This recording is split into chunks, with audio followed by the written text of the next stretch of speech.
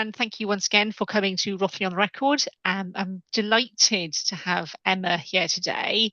Emma's got a really interesting story to tell. So, without further ado, Emma, would you like to introduce yourself?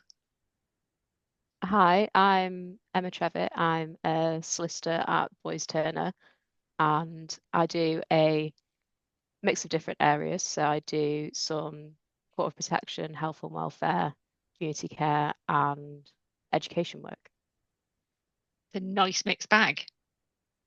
Yeah, I absolutely love it. It's really nice, and I think it's really good to have that combination of work. Um, 'Cause it just sort of nicely covers all the different areas that disabled children and young people need. Absolutely, absolutely. And so, tell me about your background because I think you're an incredible success story for lots of reasons. Not only you're a solicitor, but it's how you got there and how you where you are now. And I know your story, but would you like to take us through it? Yeah, so it's interesting. So I'm from the northwest. So I'm in Cheshire, which is in between Stoke and Manchester. I didn't really know what I wanted to do during my A levels. I think like a lot of people. So I just did, a combination of like things that you enjoyed and things that you were good at. Um, and I think the reason that I went for law is because I liked arguing. Great, great start. Yeah, definitely. I wasn't very well during my A levels, but didn't really think much of it. Like lots of different strange symptoms like dislocations, fainting, stomach problems, things like that. So I kind of went to the GP and they were like, you're just a bit of a fainter, you've just got a bit of IBS. Um, just kind of cracked on and did my GCSEs and A levels. And then I didn't get the grades that I wanted, um, but decided to go to university anyway. And so I ended up going to UE in Bristol. And it was absolutely the best thing that could have happened to me. Um, Okay, I'm biased because it is Bristol. I absolutely love Bristol. Um, and I just did really well there. Absolutely loved it. Um, and then so I was there for 3 years doing my undergraduate degree. Um, it was very sort of worked really hard. I had come from a single parent family, so my mum was on benefits and was working as a teaching assistant for a little bit as well. So I didn't have any sort of like family connections to law. Um, I was working loads through GCSEs and A levels, and then for university as well.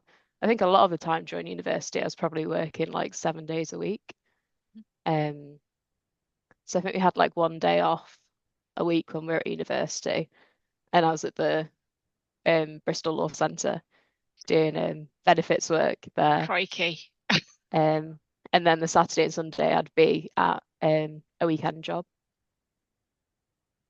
which is very intense. Very intense. Um, but yeah, absolutely loved it. Wouldn't change anything about it. Would still make the same decision to go. Because I've seen so many posts recently about going to making the decision whether to, like reset A levels or like but I'd definitely still go. Then after that, I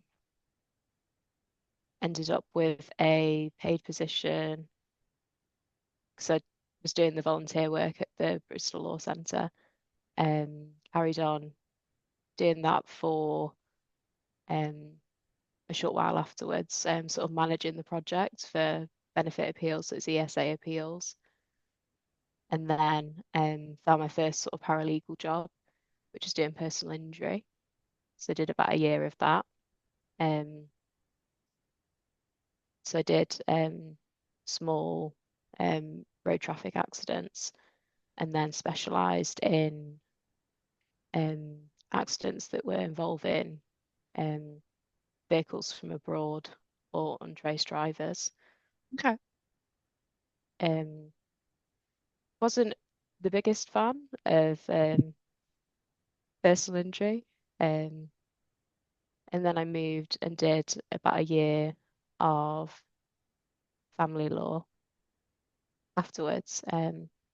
I did predominantly care proceedings. A lot of time working on a reported case for non-accidental injuries to a child, which was really interesting. Um, but again, not, I didn't really feel like I'd found the area of law for me. Um, and then moved again um, and found another paralegal job at Irwin Mitchell in their public law team. And then I absolutely had found the right area of law. Absolutely loved it. So I did like a complete mix of different areas. So I did like the areas that I'm doing now, so the court of protection, community care, and education, and the judicial review stuff. But I was also doing a bit of inquests and actions against the police as well. Okay. Um, so a complete mix, and I absolutely fell in love with it. I was loved all the different areas, loved the variety, loved the people that I was working with. So I was there for quite a while. Um, and then that sort of brought brought us up to the start of the pandemic. Um, so then everything sort of started to change quite a bit.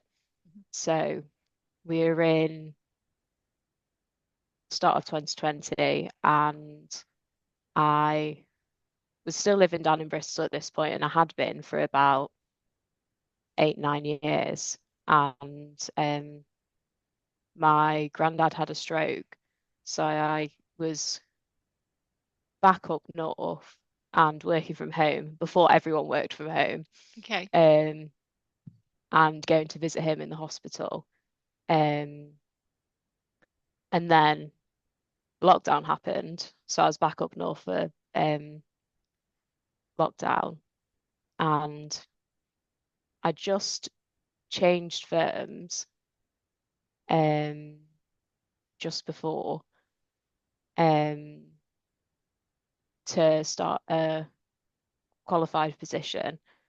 Um, so I didn't do a training contract, which is interesting because I think the way that I qualified is probably quite similar now to how the SQE and qualifying work experience works. But I qualified via um, equivalent means. So I applied to the SRA directly for exemption from the training contract. Okay. So I was able to use the experience that I had from the previous paralegal roles, and then um, the experience in particular that I gained from Owen Mitchell in the different areas of law to essentially say I've done the equivalent of a training contract. Okay.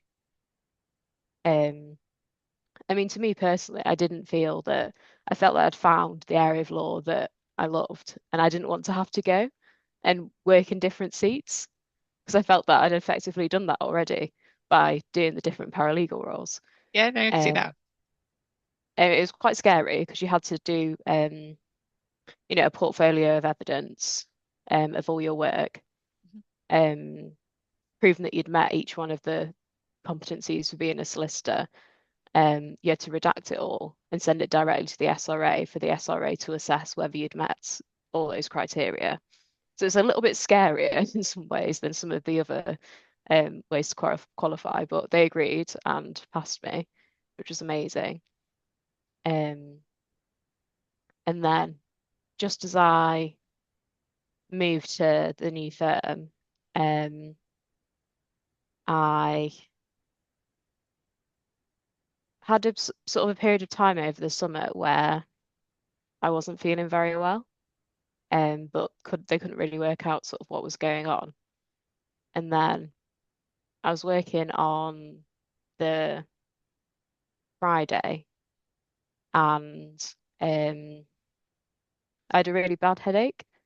Um, so I was I'd like a few different deadlines on the Friday, and I was working quite hard, so I kind of put it down to um that kind of Friday feeling of having lots of deadlines, and it was just probably one of those things.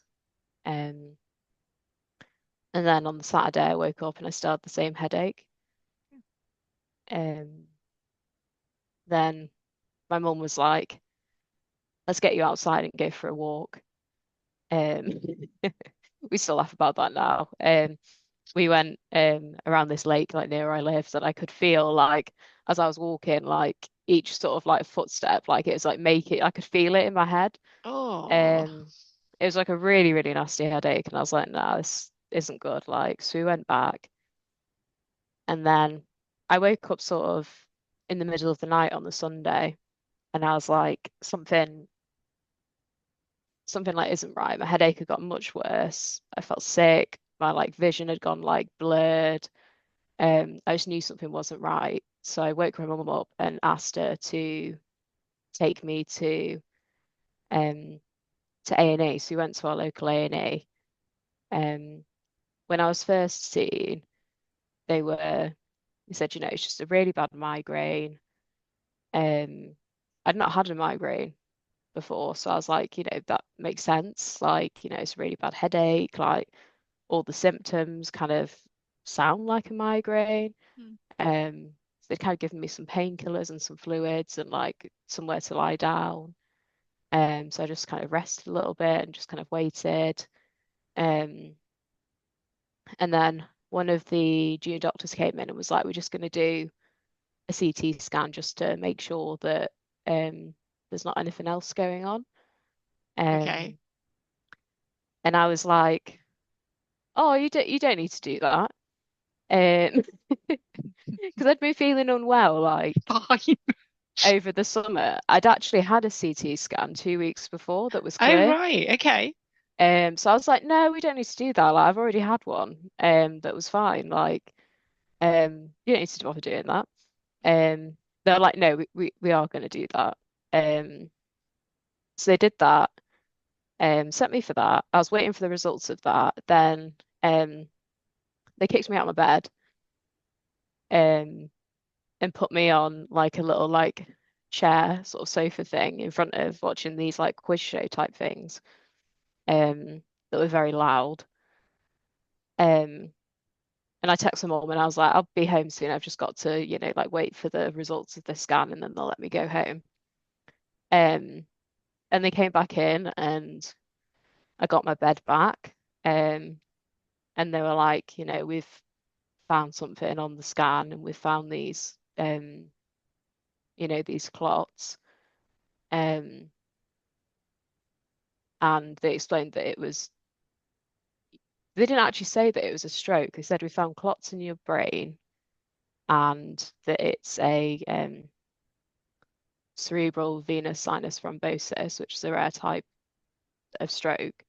Okay. Um, and it's interesting because the most strokes are in the arteries that go into your brain, Okay. whereas the clots that I had are in the veins that drain the blood away from your brain. Okay. So they were sort of the veins that sort of come out of the back of your head are like this kind of shape. So I had clots that were all across the back and down into my jugular. Um, so then I had to go for um, another sort of more detailed scan.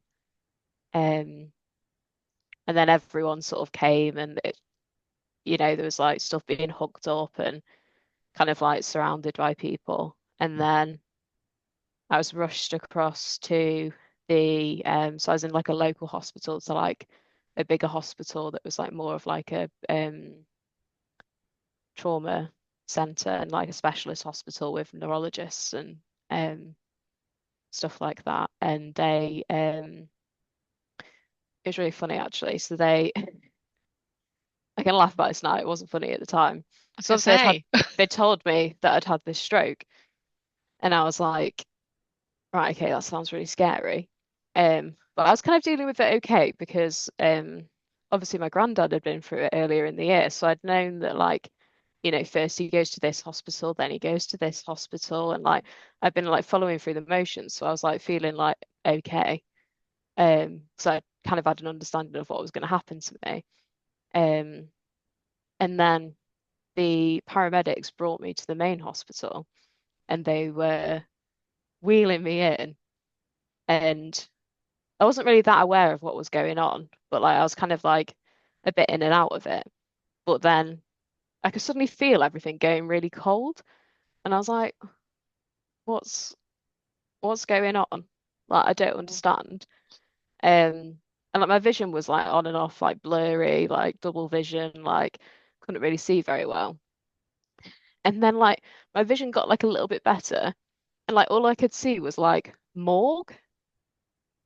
no, And I was like, am I dead? oh my God, no, that's awful. Um, and the paramedics were like, oh my gosh, like we've gone the wrong way. That's like, And they were accidentally wheeling me into the morgue. And I was like, that's awful.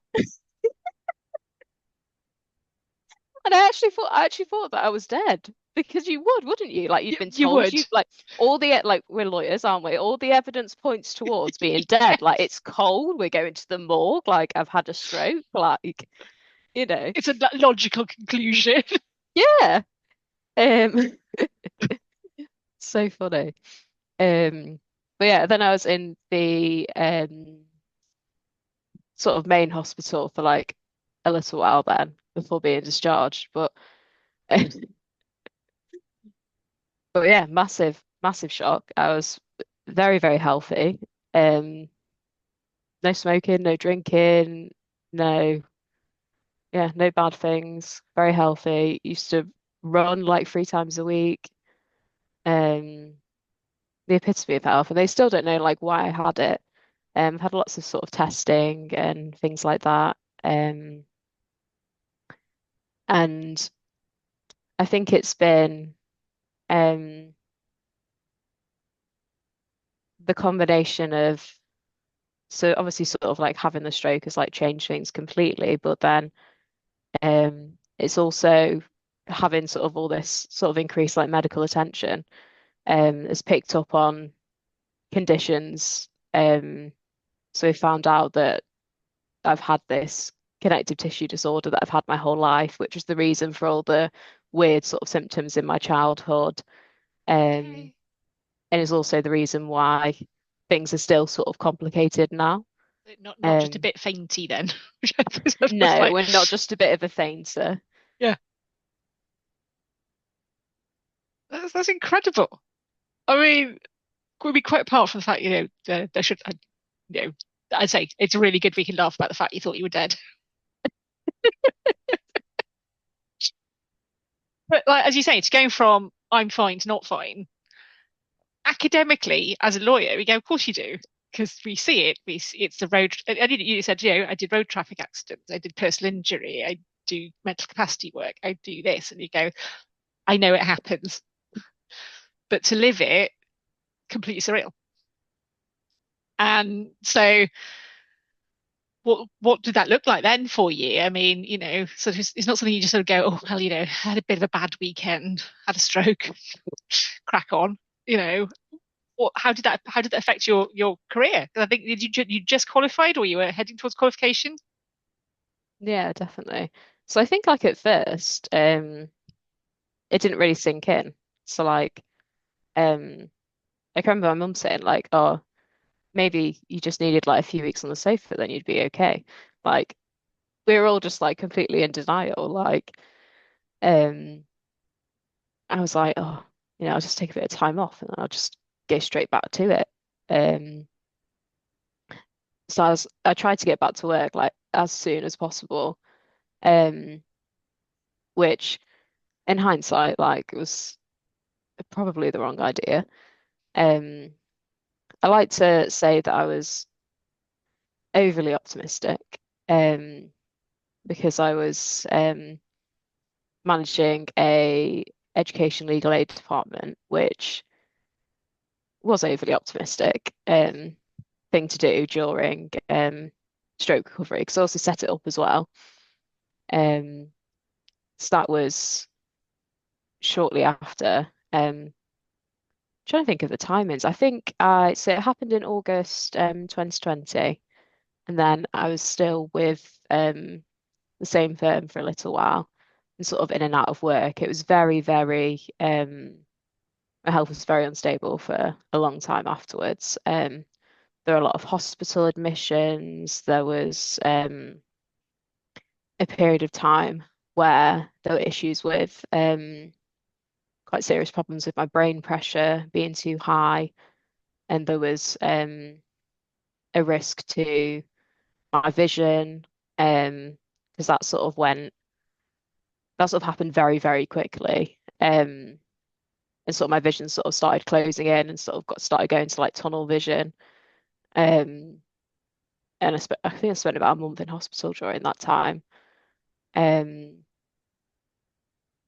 and there's sort of to and fro in between whether I'd need some kind of brain surgery to shunt sort of drain all the excess fluid in my head or not.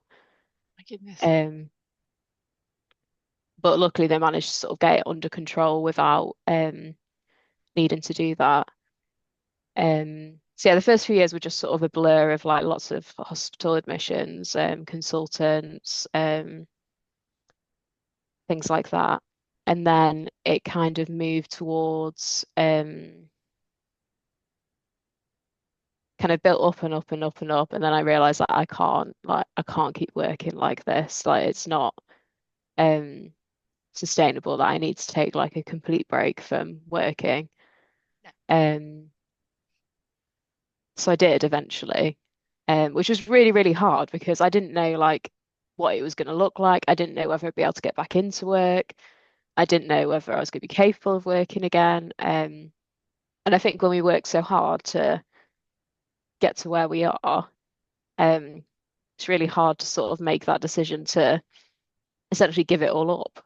Um, Because it is. I mean, we've all done it, and you sit there and you go, "Oh, it's just another step. It's just another layer." And then you look back and you go, "I can't believe how much I've climbed that sort yeah, of colossal qualification mountain." And then you go, "Ah."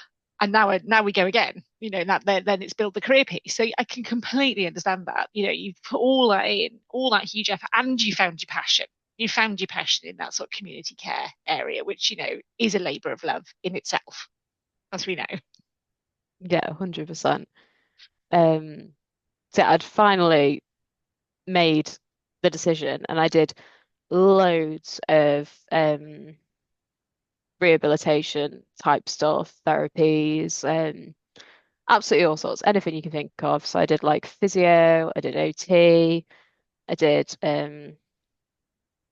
different kinds of therapies for like PTSD. So I ended up with quite bad sort of medical related PTSD.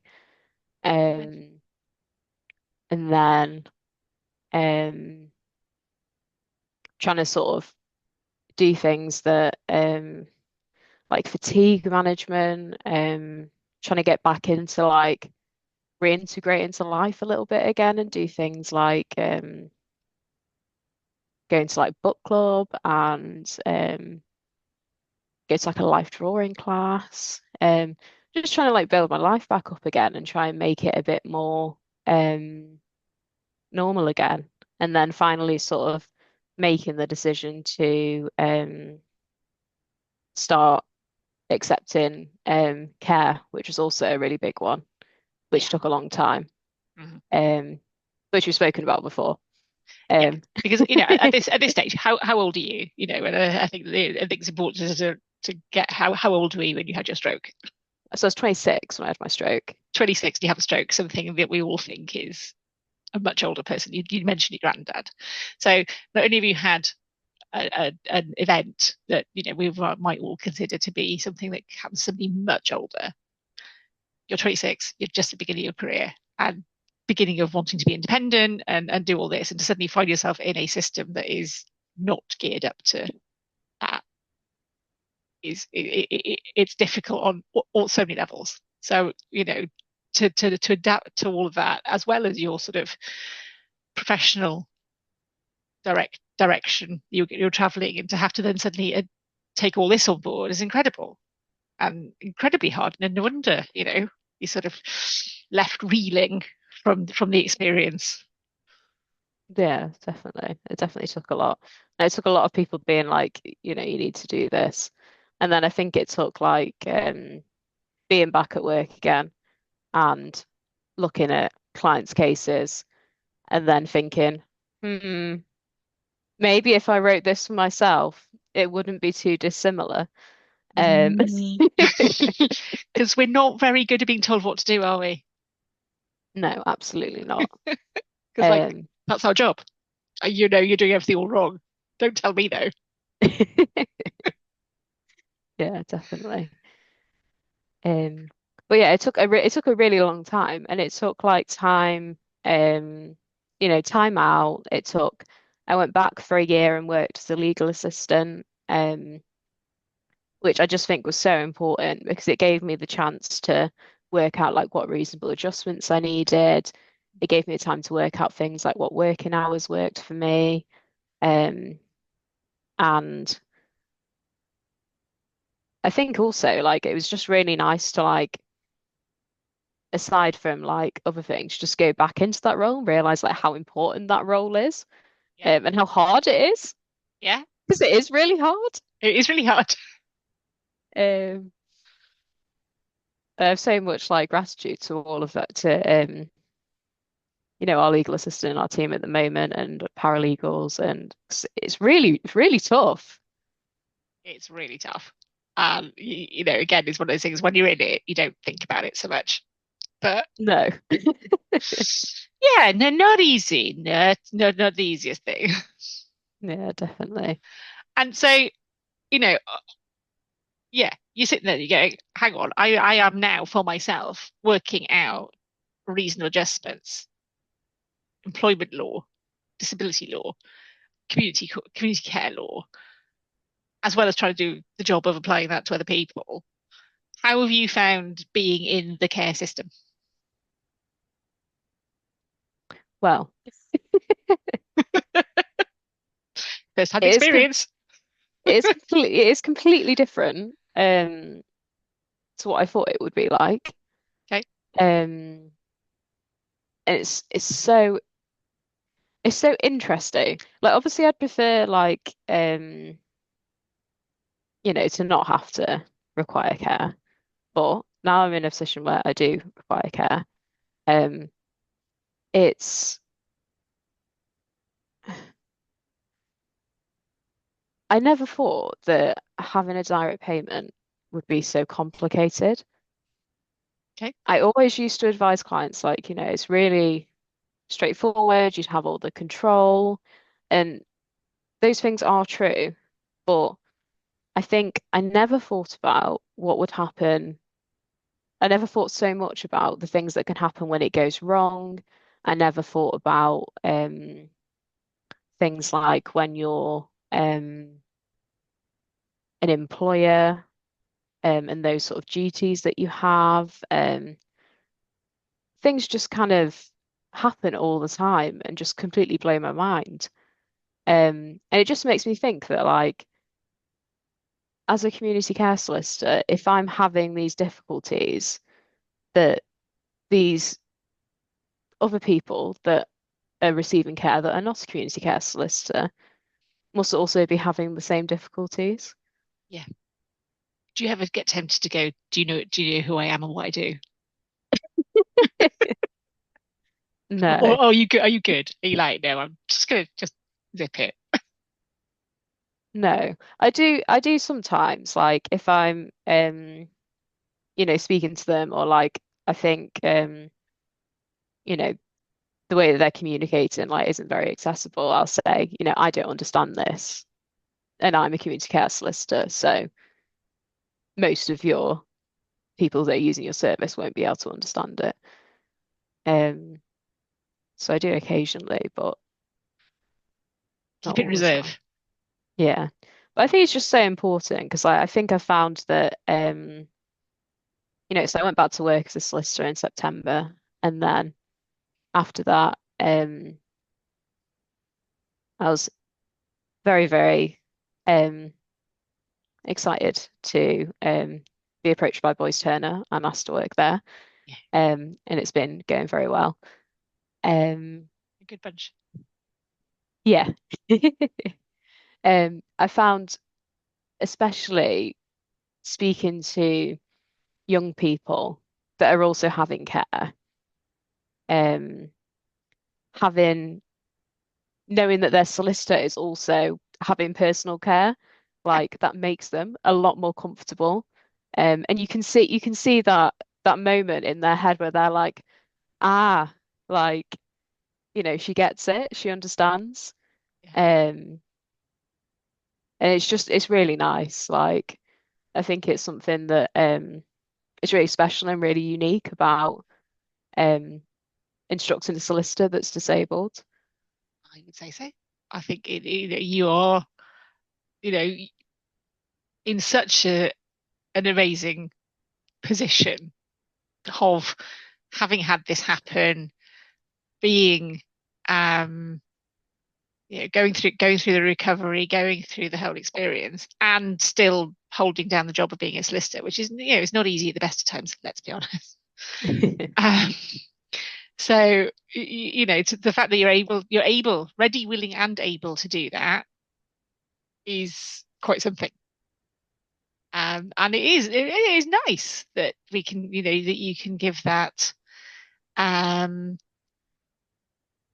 you can give that experience. And I think, particularly in the sort of, as you say, younger person, brain injury, disability, learning disabilities, learning difficulties, actually to be able to relate to that rather than somebody who's like, well, I'm just telling you this because that's my job. Bit of a superpower. Yeah, definitely. So, what else would I mean, obviously none of us want to get ill. It's no fun. But what's your next ambition? Having done all that, having smashed that out of the park, what would you like to see? What would you like to see for yourself and your clients? Ooh, that's a good question. Mm. Um, and it's interesting because I did feel a bit sort of once I'd got back into work and back working as a solicitor, I felt a bit like, oh, I've done it. Like I've completed it. Like Hooray! what do I do Achievement now? unlocked. Yeah. Yeah. Um, so I am trying to think about what I want to do next. Um, and yeah, I'm trying to think about what I'd like to do. I'd like to do some more speaking Okay. um at events, I think. I think that would be nice. Oh, if anybody's listening to this, Emma is available. Yeah, I'm available. And Please ready. ask me to come and talk. Yeah. I think, it's such an inspiration, to have known you and seen your journey and to followed you and gone, oh my God, not only have you been on this journey, but then you went, oh, we were just cheering you on, and you got back into that sort of admin role. We're like, yes, this is amazing. And then you're like, oh yeah, don't worry about that. Now a solicitor again. It's like, this is epic. So it's been really amazing talking to you and actually hearing the whole story, sort of from in all its gory details. And I think you're a tremendous poster girl for how you can triumph over adversity, even in what is an incredibly difficult profession at the best of times. With all that you've got had on top of it, you are doing an absolutely stunning job of it, and I'm so pleased that you are fully on your next stage. Yeah, definitely. So it's been an absolute pleasure talking to you. And yeah, anybody wants to hit Emma up for speaking engagements, please do. I'm sure she's excellent and highly interesting sort of stories to tell. So thank you very much, Emma. Thank you.